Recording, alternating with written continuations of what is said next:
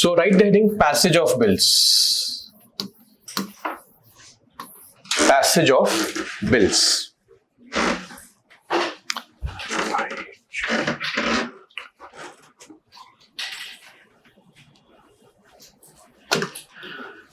Now, very simple and easy.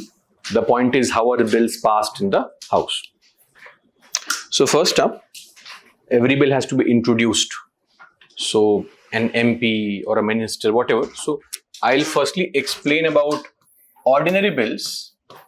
So then you will get to know what is the structure of passage of bills in general. And then I'll give you a small changes that might happen when it comes to, let's say, a money bill, etc.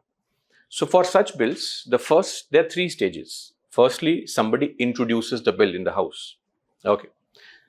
Second stage is a discussion on the bill. And third stage is voting on the bill. Simple. These three stages. That's how the bills are passed. Now, if it's an ordinary bill, as I said, we normally don't call it as a first stage. We call it first reading. So first reading, second reading, third reading. So first reading is what? Introduction. This is where the bill is introduced in the House. Now, this introduction can be done by any MP. Any MP meaning it could be a private member or a minister, and in either house, Lok Sabha or Rajya Sabha. So, any MP, any house.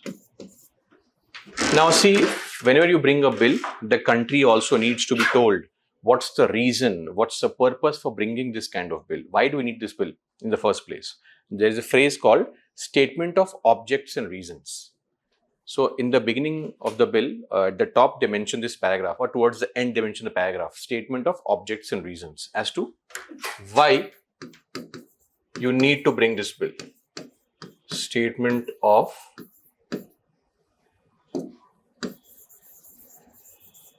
objects and reasons. Every bill should have this, or else we will not be able to realize the importance and need for that bill. Clear? And also I hope you're aware that prior notice is required to bring a bill. Yes? How many days notice? If it's a minister, 7 days. If it's a non-minister, 30 days prior notice. So on that day, you are given the time, come read the basic contents of the bill, not in detail. So in this particular reading, the title and objectives are read. You read the title, you read the objectives, and that's it. The task is over. This is called the first reading. You have now introduced the bill.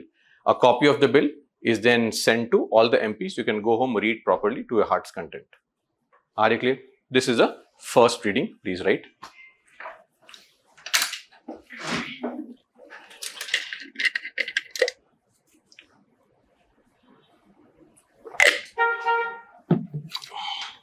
First reading. Introduction.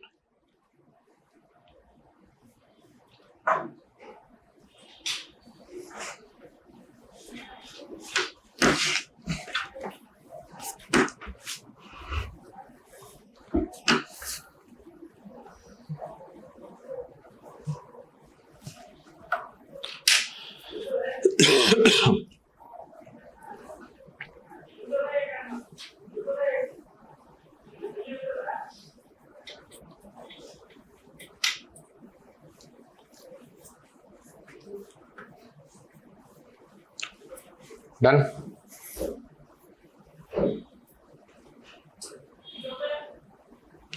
So normally after this, the draft copy of the bill is published in the Gazette. You know what is Gazette? Government's magazine is called Gazette, where everything is published. So draft copy is published for us also to know that these are the contents of the bill. In fact, we can also contribute. Okay. So that's done. All okay? Now the second reading. Second reading is the main reading, which is actually called discussion. Because ultimately, the purpose of Parliament is what? Discussions and deliberations. So now we have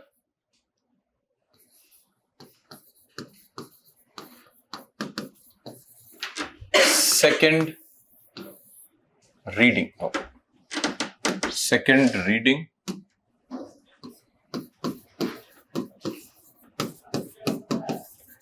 Discussion. So in this phase, in this stage, the bill is given detailed scrutiny. Members can contribute. Okay.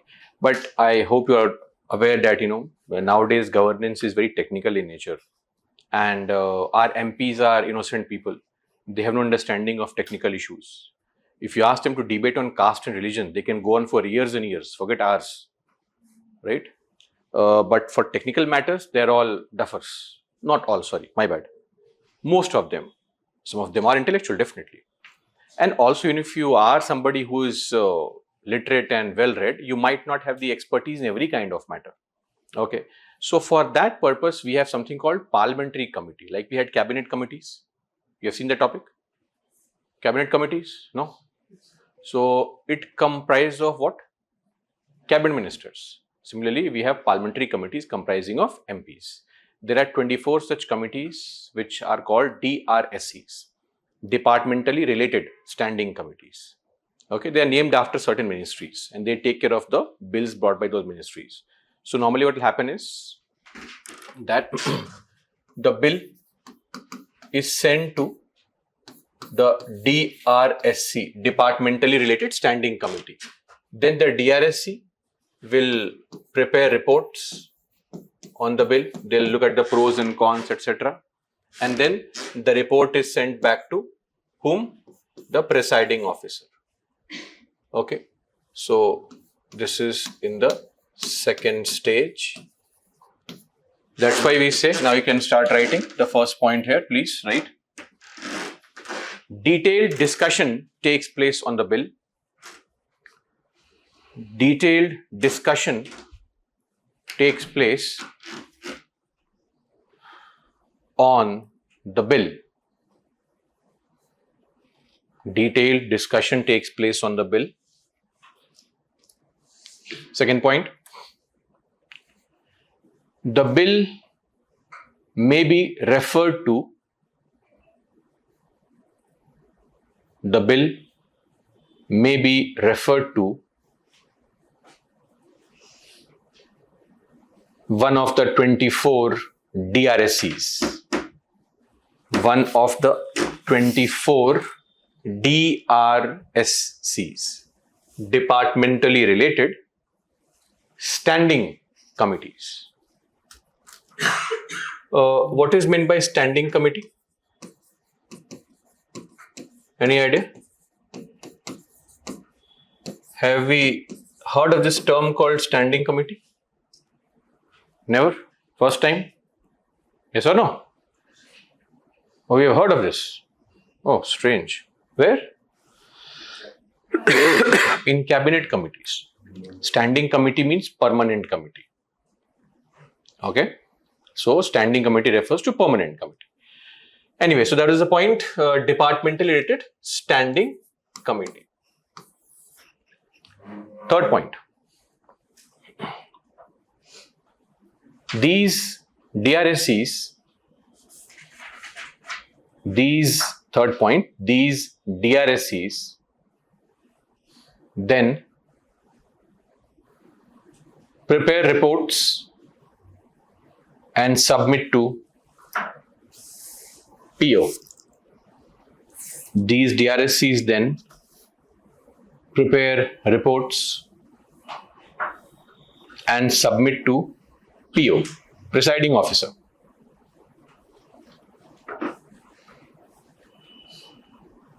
Next point, PO tables them in the House. PO tables them in the House. Done? Okay. On the side you can draw this also as a flow chart if required. No force, no pressure.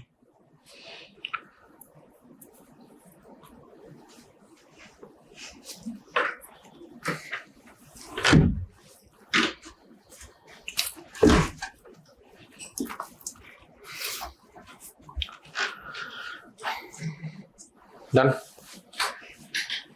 Now finally comes the what? Third. After second, naturally third. Please write.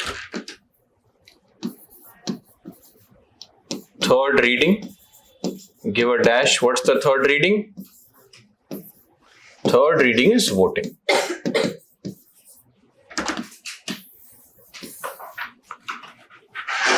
Below that, please write. Voting takes place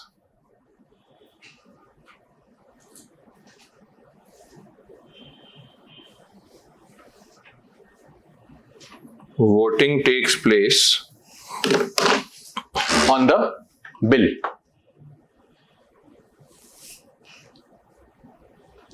Next point. If passed by what majority? Simple majority. If passed by simple majority, comma, the bill is sent to the other house. The bill is sent to the other house. If passed by simple majority, the bill is sent to the other house. Are you clear? So now in the other house, what happens? Same three stages: introduction, discussion, and voting. So change the paragraph and write, in the other house,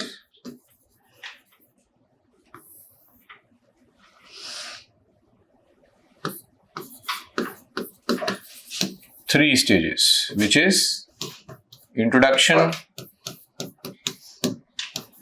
discussion, and voting.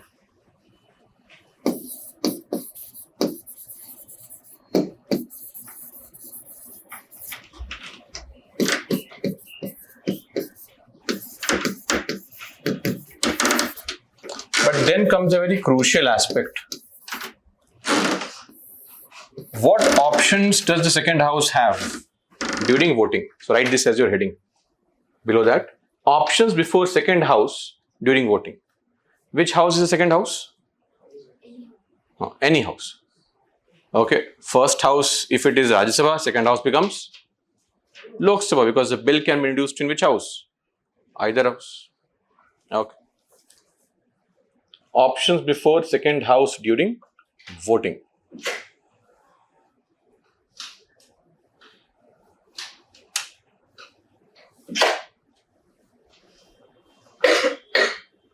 Clear? Okay. So let us understand through a flow chart thing. First house passes the bill. It goes to second house. This was the first house, goes to second house. Now, second house can do what? Can either pass the bill. That's great, amazing.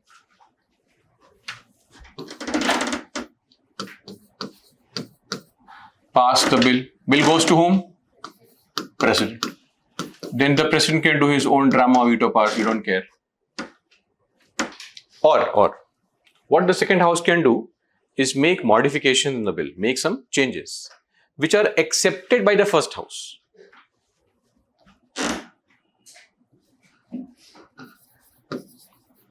Make modifications accepted by first house. In this case, what happens? Again, both houses agree. The bill is sent to president. What if modifications are made it makes modifications but not accepted by first house. Now there is a problem here. A bill was passed with some contents. Second house says, no, I don't want these 3 provisions. You remove it. They send it back to first house. First house says, no, we love these provisions. We can't remove it. Sorry. Now there's a deadlock. First house wants the bill to be passed. Second house also wants the bill to be passed, but differently. Now what do we do? Or there could also be a concern that second house takes no action for 6 months. For 6 months, they don't discuss the bill. No voting takes place on the bill. First house is saying, please pass the bill. We are waiting. At least respond. What is the concern? We can sit and talk it out. Nothing is happening. Now, in this case, we have arrived at what is called a deadlock. Now, how do we resolve this deadlock? Very simple. If this happens, the president may, not mandatory, may call for something called a joint sitting. Okay. So now you can draw this and write to resolve, comma, president may call for a joint sitting. Okay. Yes, now please write.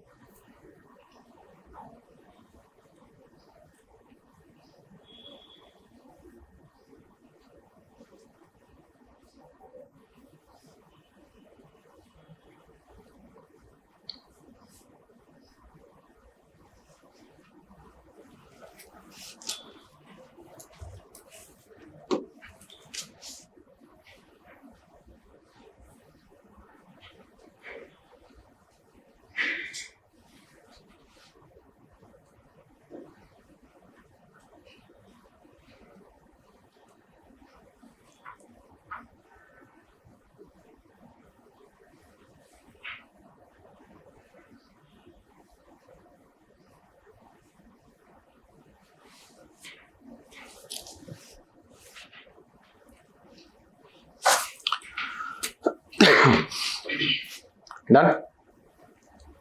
So this is a concept of joint sitting, and as the name suggests, it actually is a joint sitting. Both the houses sit together, then the bill is tabled and discussion takes place on the bill. Clear? And now they are collectively asked to vote on the bill. If the bill is passed there, the bill is sent to the president. This is the idea of joint sitting.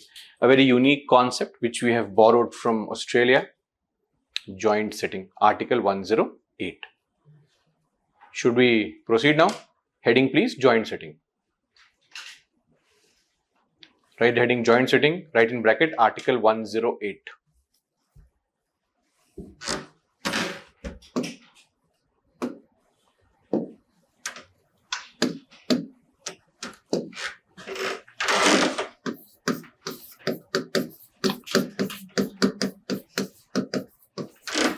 Joint sitting, Article 108. Done? Okay. First up, President, right? Number 1, President may call for a joint sitting. President may call for a joint sitting.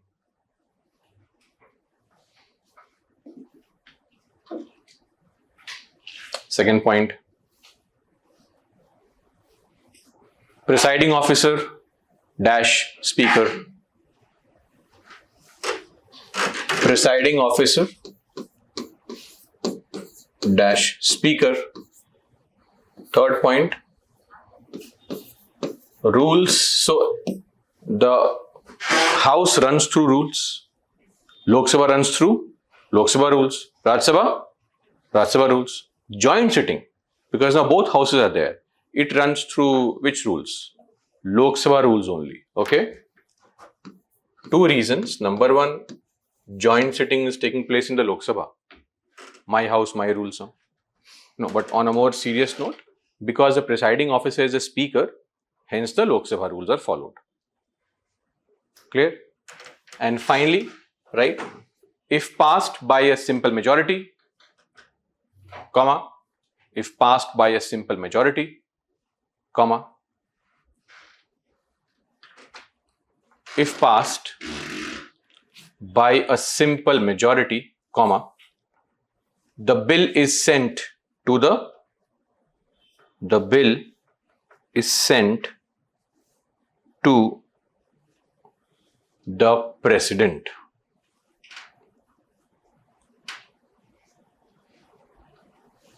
Done. So, of course, you can see very well, this is a joint sitting.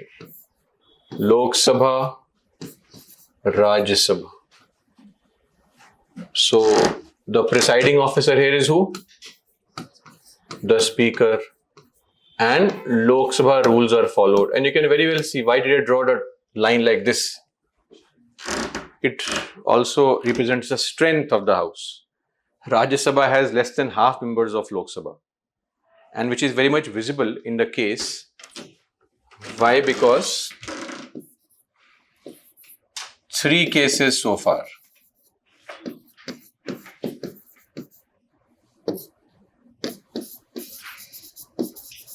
Right.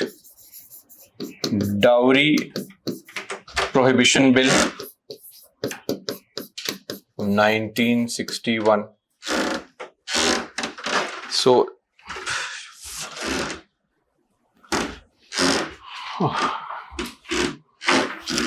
you just can't move on this. Dowry Prohibition Bill 19. You know what is dowry? Of course, you know what is dowry. Some of you are planning to take dowry after clearing the exam. Others are planning to save dowry after clearing the exam. That's the whole struggle. In 1961 itself, we made a law that dowry will not be allowed, but we have different names for it. Gift. Okay. And then we also try to justify it through culture, that in the ancient times there was a concept of Stridhan, because that is the only way that a daughter could claim some part of father's property, which is true, I agree.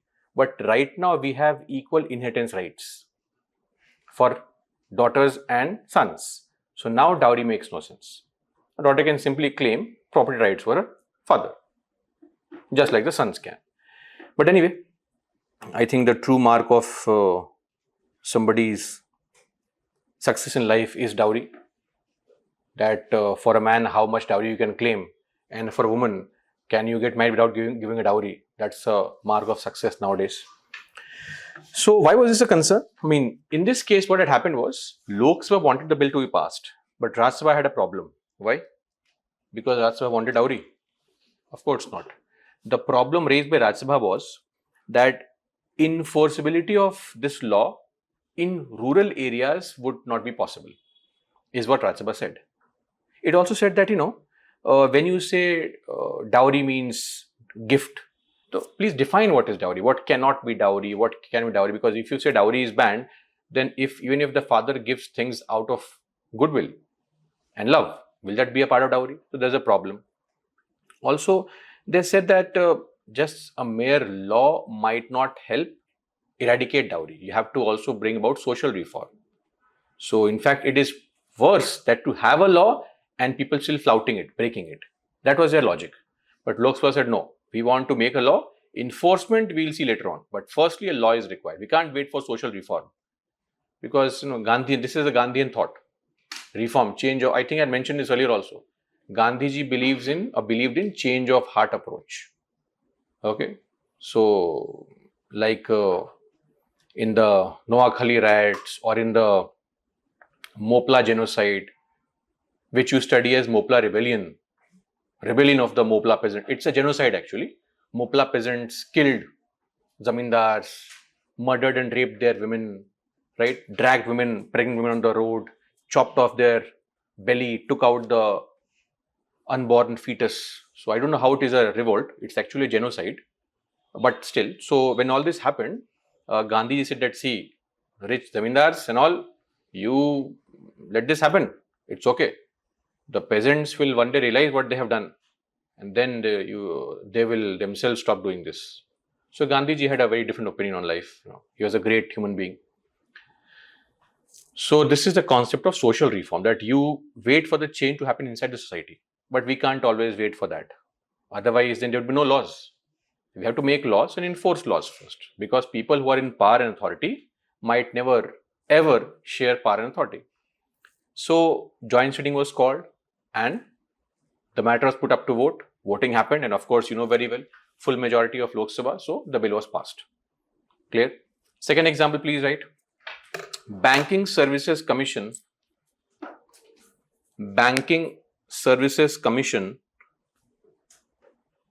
Repeal Bill. Banking Services Commission Repeal Bill 1978. 1978.